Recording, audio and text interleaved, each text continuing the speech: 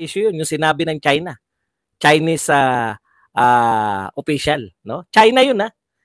Yung China po na hindi natin pinaniniwalaan.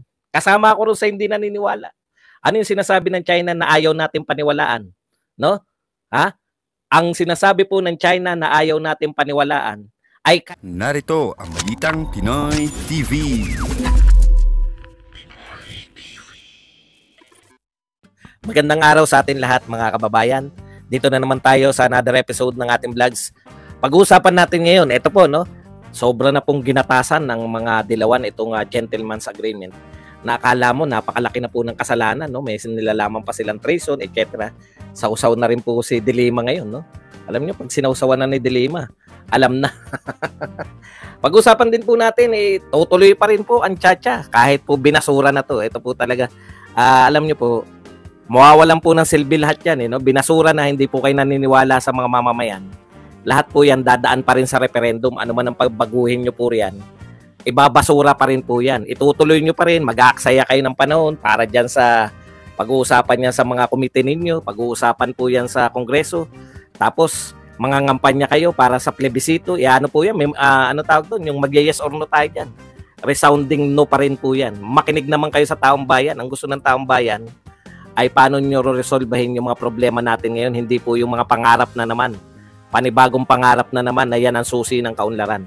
Yan po ang mga paglilingkod natin at iba pa po na mga talagang outright na mga propaganda laban dito sa gentleman's agreement kuno sa pagitan ni Xi Jinping at ni Pangulong Duterte. Pero bago yan, kung bago ka pa lang dito sa ating channel, mag-subscribe ka na. Dahil ito lang ang tanging channel na may kinikilingan, may pinapanigan, una sa balita, huli sa impormasyon, kaya ano pang hinihintay nyo? Pindot na, okay? Pag-usapan po natin, no? Alam po ninyo, lahat nakisawsaw na rito, no? Ito po ang pinaka-main assertion nila rito, no? Sa gentleman's agreement.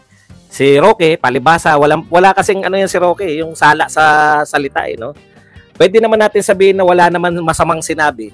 Pero alam nyo po itong mga to, katulad po nakarinig dun sa sinabi ng China. Sinabi ng China na may nakipag-deal sa kanila 20 years ago. Yung salitang deal, nilagyan po ng mga dilawan at kakamping at nitong mga dilawan na rin po, kasama na rin po sa dilawan tong mga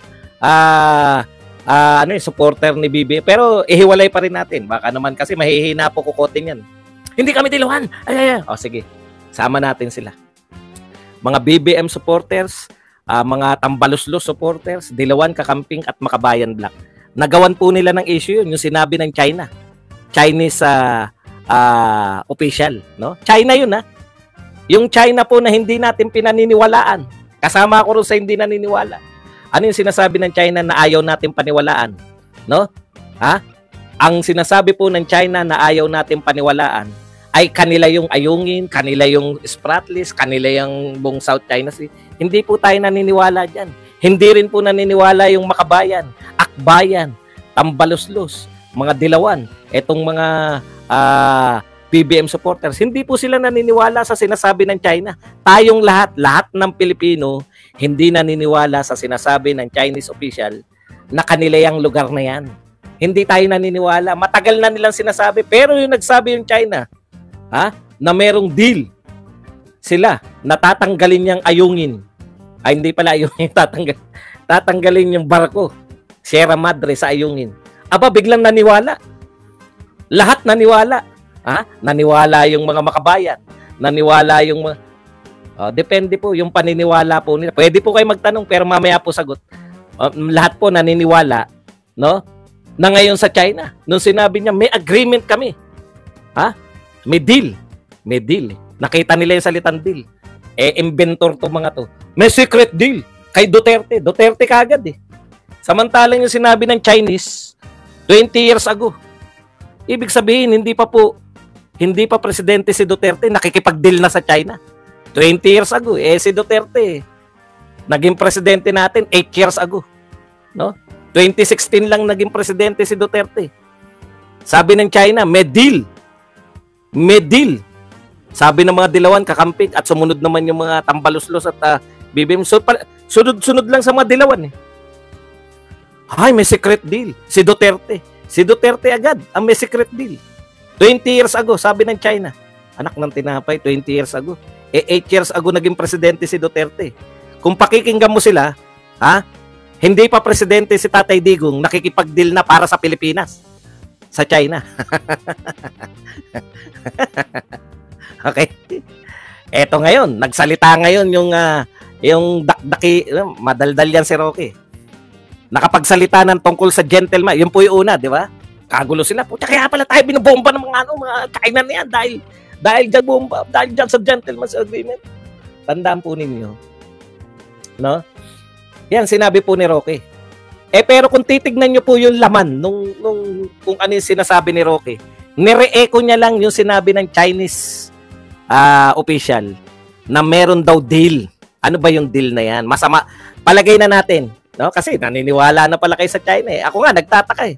Kung naniniwala kayo sa China, bakit hindi na lang natin ibigay yung yung mga kiniklaim nila? Naniniwala pala kayo. Bigay na natin sa kanila na yan lahat. Wala na tayong problema. Selective eh. Selective yung paniniwala nyo. Di ba? Pag nakabatay sa inyong kwento, maniwala tayo. Ano ba itong, sabi nga ni Senator Aimee, ito po kalalabas lang ngayon, April 1. Assertion on Duterte's gentleman's agreement with China exaggerated. Masyado nyo lang ine-exaggerated eh. Di ba? Pag in-exaggerate naman kayo, bubuelta kayo na, tignan nyo, ano ba talaga gusto nyo? Gera sa China? Wala naman nagsabi na gera sa China. Wala pong may gusto ng gera sa China. Si BBM ayaw. Mga dalawan, tambaluslos. Ano po yung pagmamatapang natin? Kung ayaw po natin ng gera sa China, no? Bakit nyo po sinisisi si Pangulong Duterte sa diskarte niya? Ito lang naman po yung tanong dyan eh. Una kong tanong, nung panahon ba ni Pangulong Duterte, siya po nagpapasya sa ating foreign relations? Opo. May ginawa po ba siya sa pakikipag-ugnayan sa China? O magulo noon? May ginawa po. Before Duterte, talagang mainit dyan. Gaano po kainit dyan sa tinatawag nating West Philippine Sea na yan? Tandaan po ninyo, tawag lang to ng Pilipinas. Alam nyo nung nag-aaral kami, kailan lang po yan, panahon lang yan ni Pinoy, yung West Philippine Sea. Ang tawag po dyan sa dagat na yan, South China Sea. Ibig bang sabihin dahil South China Sea yan, sa China na yan? Kasi kayo sa tawag eh. Tinawag natin na West Philippine Sea. Dapat walang China riyan. West Philippine Sea nga eh. Ibig sabihin, nung panahon na nag-aaral kami, ako, mula elementary hanggang college, nakagraduate na ako ng college. Ang dami ko pang pinag-aralan. South China Sea. China Sea? Ngayon. Natin. Pero hindi po ibig sabihin yan. May ibang tawag din yung China dyan. May ibang tawag din po yung Vietnam. Ang point ko lang po, no? Tawag nga dito. South China Sea lahat yan noon eh. Ibig nyo sabihin sa China yan dahil South China Sea ang tawag?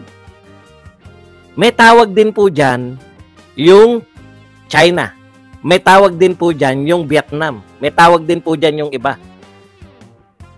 Naunawaan po natin, no? Okay, balikan lang po natin yung balik lang po tayo rito sa gentleman's agreement. Kung babasahin nyo naman po yung sinabi ng China, no? Hindi ko po maintindihan kung kayo ang presidente, good deal po yun. Kung ikaw presidente ng Pilipinas at ganun ang kasunduan, good deal. Bakit? Kasi pinalalabas nila ngayon, pinalalabas nila, basahin natin si Tordesillas. Ellen Tordesillas. Ano sabi ni Ellen Tordesillas? When former President Rodrigo Duterte agreed with Chinese President Xi Jinping to not repair the BRP Sierra Madre, he was in fact abandoning the Marines, valiantly manning the rusting ship. That was treason. Talagang magugulat kayo, no? Talaga? Treason yan. Inabandonan ni Duterte. Totoo po ba na inabandonan ni Duterte? Yung kay Ellen Tordesillas. Di ba ito yung mga mahihilig na, no? Mahilig mag-fact check. I-fact check natin si Ellen Tordesillas.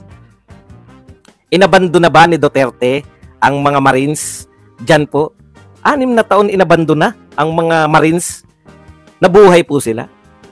6 na taon? Paano po sila nabuhay? Inabandona daw sila ni President Duterte, kaya daw treason. Alam niyo po, pag sinabing agreement o deal, kayo ba makikipag-deal kayo na wala kayong Ito po, hindi ko po sinabi na ito ay galing sa atin. Ito po ay galing sa Chinese official. Yun po yung pinaniwalaan nila eh. Pero ano po ba yung sinabi ng Chinese official? One way po ba yung deal? Sagutin po na natin kasi paulit-ulit na lang itong mga to eh. Parang api tayo sa deal eh.